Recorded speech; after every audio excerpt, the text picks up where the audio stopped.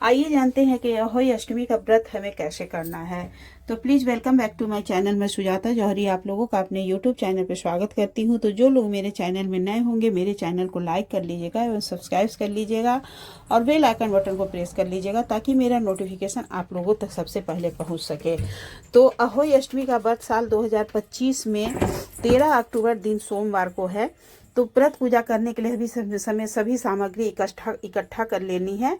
उसके बाद से देखिए हमें पूजा कैसे करनी है। तो इसमें स्याहू माता की और अहोई माता की पूजा होती है। तो देखिए हमें इसमें 2 घड़ लेना होता है। तो 2 घड़ आप या तो मिट्टी का भी ले सकती हैं या तो फिर आप एक मिट्टी का और एक पीतल का भी ले सकती हैं। तो एक में हमें अनाज भरना होता है और एक में हमें जल भरना होता है। तो चलिए अब हम लोग पूजा शुरू करते हैं। तो पूजा शुरू करने के लिए हमें क्या करना है, सबसे पहले एक चौकी लेना है। चौकी पे हमें लाल कलर का या पीला कलर का वस्त्र बिछा लीजिएगा। उसके बाद उस पे गेहूं से या चावल से आसन दे करके हमें अहोई माता की फोटो को स्थापित करनी है। उसके बाद से उसमें गणेश जी यदि आपके कैलेंडर फोटो में है तो आप गणेश जी अलग से मत रखिएगा, उन्हीं की पूजा करिए, और नहीं है तो आप अलग से गणेश जी भी स्थापित करिएगा।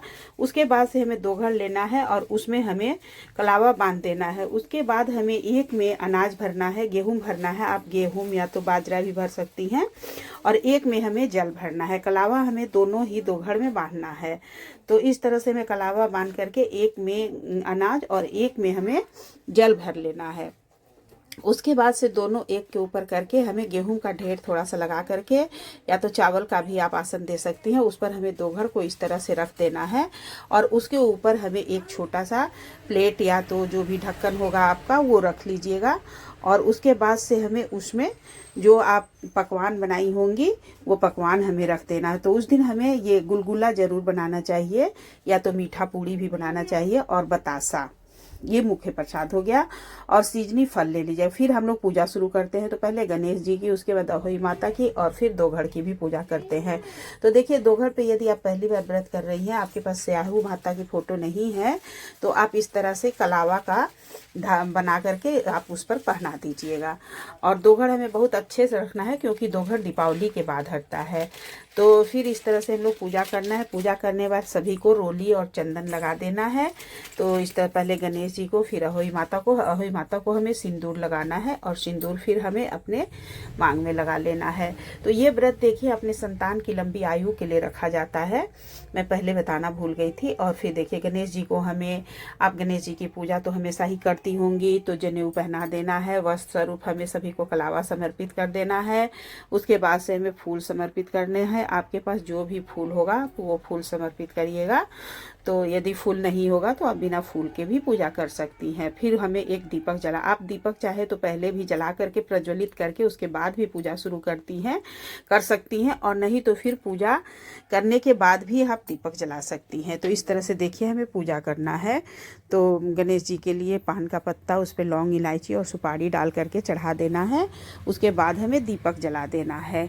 तो दीपक जलाने के बाद से हमें दीपक को जल से वार देना है, क्योंकि हाथ दीपक जलाने के बाद अशुद्ध हो जाता है, इसलिए हाथ जरूर धुलना चाहिए और दीपक के चारों तरफ थोड़ा सा जल जरूर घुमाना चाहिए।